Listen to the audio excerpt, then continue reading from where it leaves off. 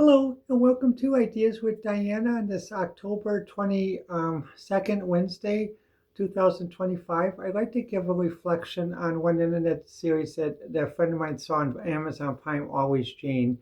I'm glad my friend of mine recommended because she's understanding more about transgender and also with me like that though. But also what I like about the series is that it brings out some important points though. For example, like one point when she was first transitioned in high school when she did start to date, like most trans people do, when you first start to date, that's when you come out and tell someone you're trans, so that basically, if someone doesn't understand, there's no hard feelings, and also for safety like that though. So it's a case for both people to walk away, and that's it. If they don't walk away, then basically they go on to the next step in building a relationship.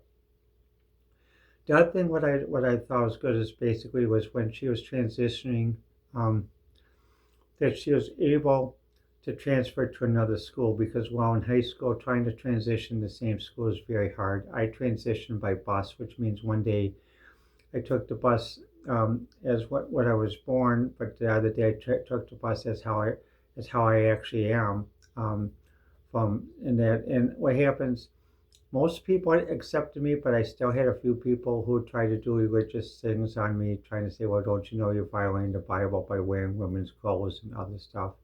So what I'm glad about Always Jane is that basically it talks about modern attitudes and also that a family is a Republican family because many people have the belief that Republicans don't support transgenderism. Actually, there are many of us from Republican families who are trans and who have fully transitioned to womanhood, legally and medically, um, though.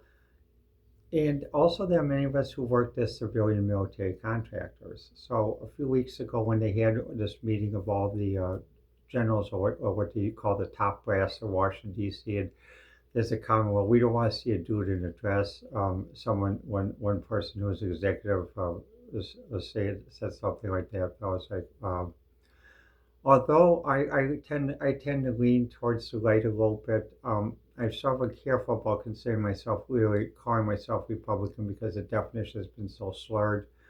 I consider myself more basically a compassionate a compassionate person, more like Margaret Hoover, part of the Hoover Institution's view of what republicanism is, supporting LGBTQ plus being allies but not going to the extreme sides, and also not the extreme sides of the left either. So, if like the people who are frustrated in the election that both voted that didn't want to vote with Democrat, didn't want to vote Republican, but they voted third party, and that's how President Trump was elected because he was the third party candidate ran as Republican. And I wonder what's going to happen when his term ends because I still think both elites of both parties haven't learned. To get back to the point I'm getting to is that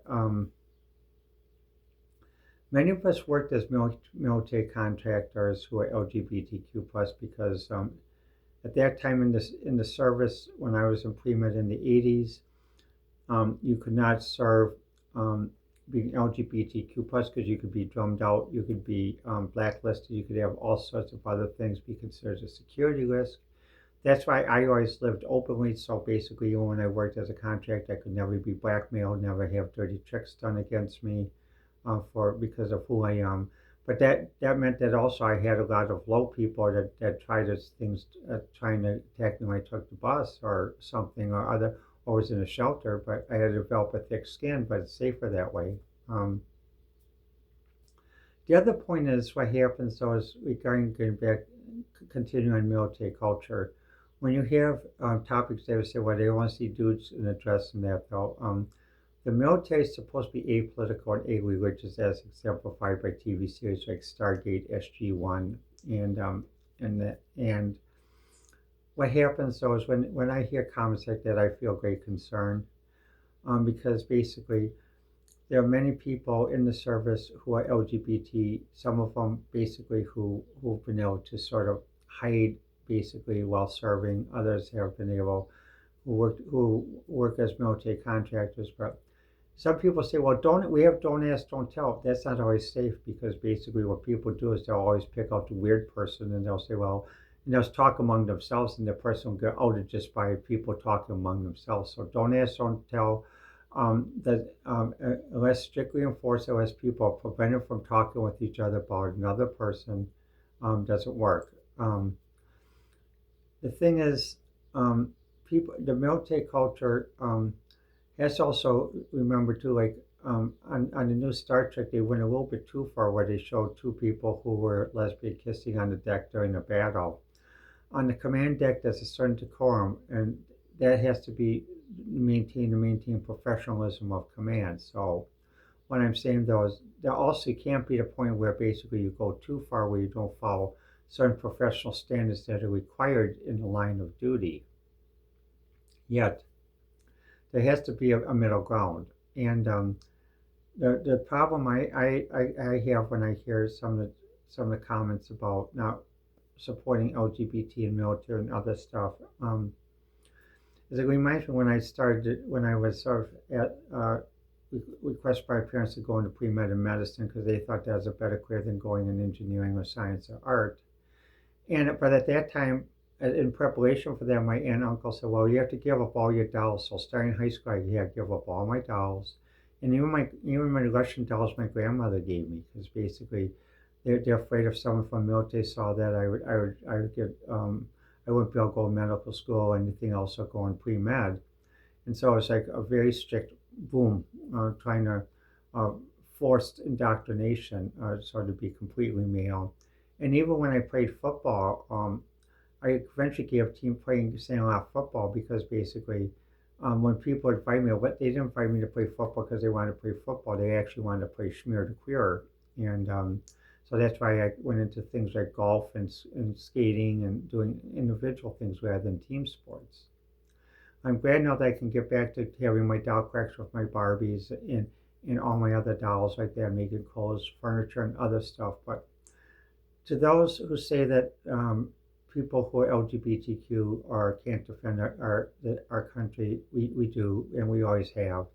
Even in the most difficult of circumstances, for me, from the first Gulf War all the way up until 2005, the second Gulf War, and when I had a nervous breakdown, then I couldn't do it anymore, and then I was retired on disability at an earlier age, many years later.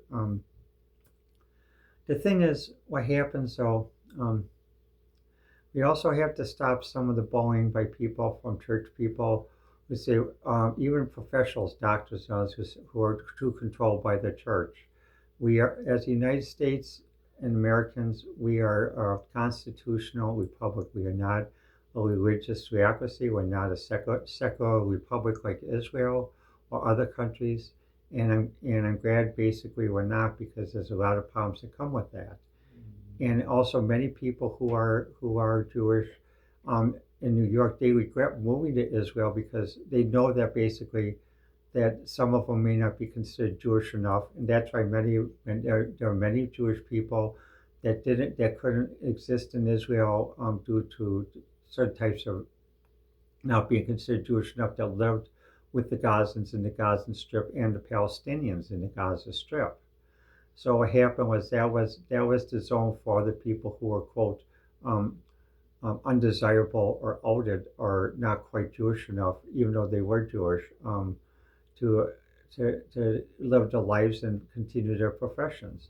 But that's until this horrible war started over there and the genocide. So we really got to get our messages straight. As a country, United States, we are a constitutional republic. That means that basically we have a strict separation of church and state. And I think basically also with countries that are secular or religious theocracy that have certain groups in political parties push their religious beliefs too far, I think as the United States we should put our foot down, and we should put our foot down in the United Nations, emphasizing separation of church and state, and not ruled by secularism or theocracy, or by those who shout the loudest, who have the biggest guns and bombs. Well, these are some thoughts and some concerns. But overall, I do like always, Jane, and I do think we should be careful to make sure that we don't regress backwards. However, regressing backwards means going too far over to the left, like with the kissing on the deck of the Enterprise in the new Star Trek series during a battle. That is a breaking down of professionalism of command. And also going too far on the right, where they say dudes in dresses. There are many people in the service in many countries, Scotch, Canadians, Greek, Army, where dress is a standard uniform, and also dress is a universal garment worn by everyone in that though. So if we're going to have people in the DoD and other stuff, we got to make sure that they're up to the modern age. This is not the 19th century. This is not the 1950s where we raid bars because two guys are having a drink together or two guys are dancing together. This is the 21st century. LGBT, no, it hasn't been called that, has been around since civilization and even exists in nature. So we need to have people that understand this.